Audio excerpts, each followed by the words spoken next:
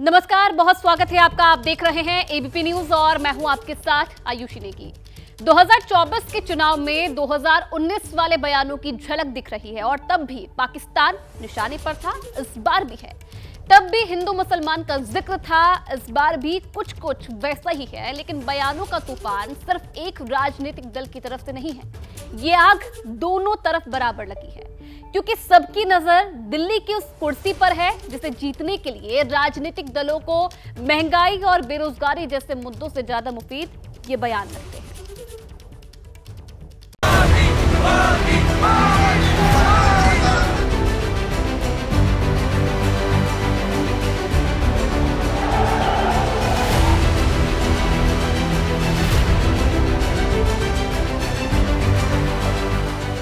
पहले दो चरणों के मतदान के बाद अब चुनावी तापमान 7वें आसमान पर है। सियासत के इस दंगल में बयानों का ऐसा तूफान है कि हर नेता फायर मोड में है और 24 के इस कुरुक्षेत्र में सबसे बड़े खिलाड़ी हैं प्रधानमंत्री मोदी, जो हर दिन अपने बयानों से एक नई लाइन खींच रहे हैं। एक वो स्थिति थी जब आतंकी हमले के बाद कांग्रेस की डरपोक सरकार दुनिया भर में जा जाकर रोती थी। वो वक्त चला गया जब हम दुनिया में जाकर के रोते रहे। आज स्थिति ये है, पाकिस्तान दुनिया भर में जा जाकर के रो रहा है, बचाओ बचाओ चिल्ला रहा है। प्रधानमंत्री मोदी के बयानों में हिंदू भी है, मुस्लिम भी है, राम मंदिर भी है, पाकिस्तान भी है। यानी प्रधानमंत्री मोदी हर मोर्चे पर अपने विरोधियों को घेर रहे हैं। आपके वोट की ताकत देखिए। 500 साल तक लड़ाई लड़नी पड़ती थी, 500 साल तक इंतजार करना पड़ता था, 500 साल तक अनेक पीढ़ियां बीत गई, लेकिन जो काम नहीं हुआ वो आपके एक वोट से आज राम मंदिर बन गया। ये पूरी कसरत जनता का ध्यान खींचने के लिए हो रही है, जिसमें इंडिया गठबंधन के खिलाड़ी भी कम नहीं हैं, जो प्रधानमंत्री मोदी को उन्हीं के अंदाज में न सिर्फ जवाब दे रहे हैं बल्कि खुलकर बोल रहे हैं। बीजेपी चुनाव जीतने के लिए हिंदू मुसलमान कर रही है। हिंदू मुस्लिम खतरा है सनातनी के, प्रधानमंत्री हमारे सनातन धर्म के, राष्ट्रपति सनातन धर्म के, तीनों सेना के अध्यक्ष सनातन धर्म के, सब मुख्यमंत्री सनातन धर्म के, हर प्रदेश के हर गवर्नर सनातन धर्म के, फिर भी कह रहे सनातनी खतरे में। कैसे रे भाई? अब आरजेडी ने ये गिनना शुरू कर दिया है कि सेना में कौन हिंदू है, कौन मुसलमान है। मां भारती की रक्षा के लिए जो सीने पर गोली खाता है वो पहले भारतीय होता है, और ये आरजेडी के लोग उसे हिंदू मुसलमान की नजर से देखते हैं। कई बातें वो ऐसे बोले हैं बांसवाड़ा के अंदर भी, मंगलसूत्र, धन आपका सोना इकट्ठा कर लेंगे, बांट देंगे जो बच्चे पैदा करते हैं। अब तो भैंस पे भी आ गए, आपकी 2 भैंसें हो गई तो 1 भैंस ले लेंगे आपकी। पाकिस्तान पे आ गए। तो ये धर्म के नाम पर जो बंटवारा कर रहे हैं और जो भड़का रहे लोगों को, जानते जब 17 महीने तेजस्वी। वैसे 24 की महाभारत में सबसे कड़ी टक्कर अगर कहीं हो रही है तो वो बिहार में हो रही है, जहां 400 के मिशन पर 40 सीटें खेल बनाने और बिगाड़ने दोनों के लिए काफी हैं, क्योंकि जितने हमले बीजेपी की तरफ से हो रहे हैं उसका जवाब अकेले तेजस्वी दे रहे हैं, जो 30 दिन में 97 से ज्यादा रैलियां कर चुके हैं और हेलीकॉप्टर का इस्तेमाल मानो ऐसे कर रहे हैं जैसे कोई ट्रैक्टर हो। कि मोदी जी आ रहे हैं तो मोदी जी बताएं कि दरभंगा, झंझारपुर, मधुबनी एनडीए के 15 साल से सांसद हैं, उन सांसदों ने क्या किया इन इलाकों के लिए। मोदी जी भैंस चुरा लेगा, कल को मोदी जी बोलेंगे तुम्हारे शर्ट का बटन उठा लेगा, तो कमीज को खींच देगा। ये कोई प्रधानमंत्री की भाषा है क्या?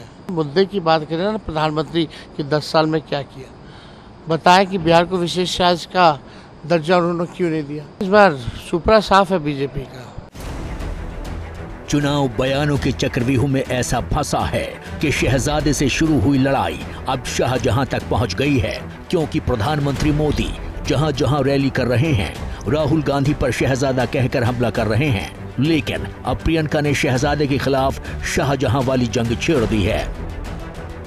जैसे एक शहजादे दिल्ली में है, वैसे ही एक शहजादे पटना में भी है। एक शहजादे ने बचपन से पूरे देश को और दूसरे शहजादे ने पूरे बिहार को अपनी जागीर समझा है। मेरे भाई को शहजादा बोलते हैं।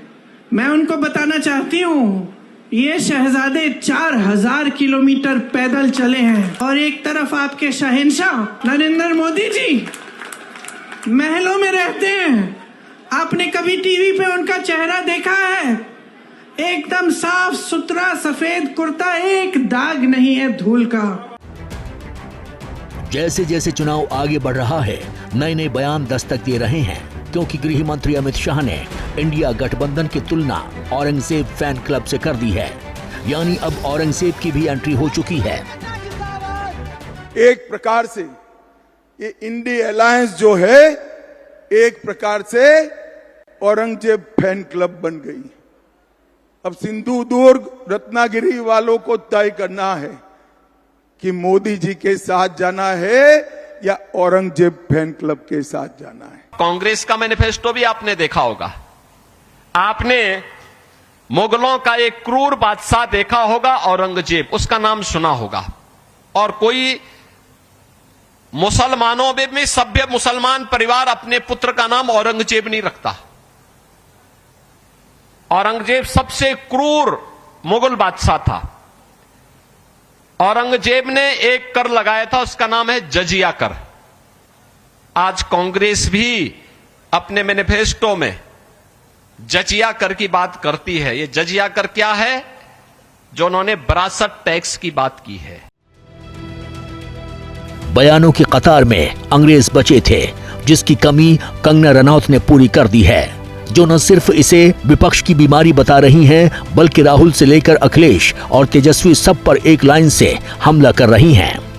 जो कांग्रेस की दीमक, अंग्रेजों के जमाने का मैं इनको अंश कहती हूँ, क्योंकि ये उनकी ही छोड़ी हुई एक बीमारी है यहाँ पर, और ये बीमारी से हमारा देश कई दशकों तक ग्रस्त रहा। ये जो परिवारवाद की जो दीमक है, इसने पूरी तरह से हमारे देश को खा दिया था। दरअसल जब से कंगना रनौत को टिकट मिला है, उनके बयान चर्चा में हैं। वैसे जो जितना बोलता है वो उतना दिखता है, लेकिन कई बार बोल बिगड़ जाते हैं तो विवाद खड़ा कर देते हैं। कुछ ऐसा ही कांग्रेस के राष्ट्रीय अध्यक्ष मल्लिकार्जुन खड़गे के साथ उस वक्त हुआ जब वो प्रचार करने छत्तीसगढ़ गए थे, जहां उन्होंने कांग्रेस प्रत्याशी को शिव बताते हुए राम से मुकाबले की बात कर दी, जिसके बाद सियासत गरमाते देर नहीं लगी। शिव कुमार दहरिया, देखो इनका भी नाम शिव कुमार, अबे बराबर है, राम का मुकाबला कर सकता है, क्योंकि ये शिवा है। मेरा भी मल्लिकार्जुन बोले तो मैं भी शिवा हूँ। कांग्रेस की वास्तविकता सामने आ रही है।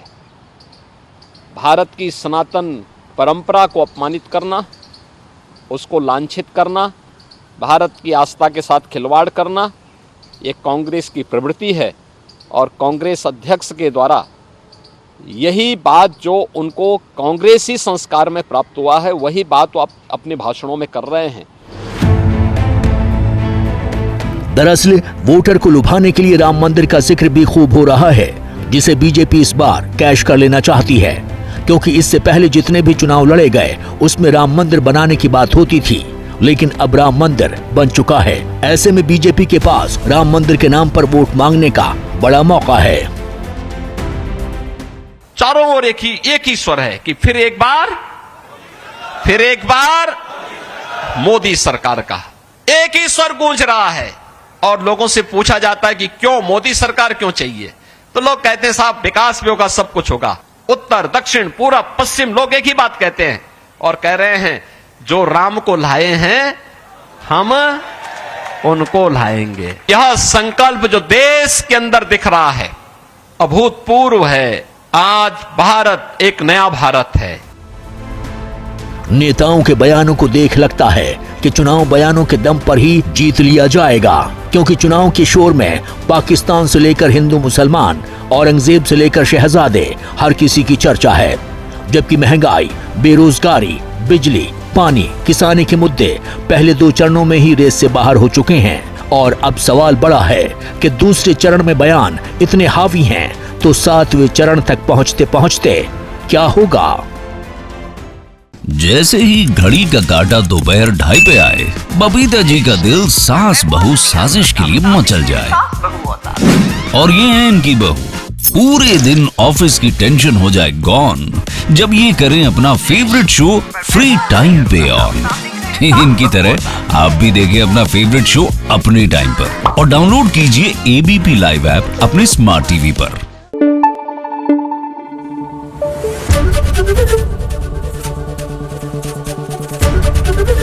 एबीपी न्यूज आपको रखे आगे।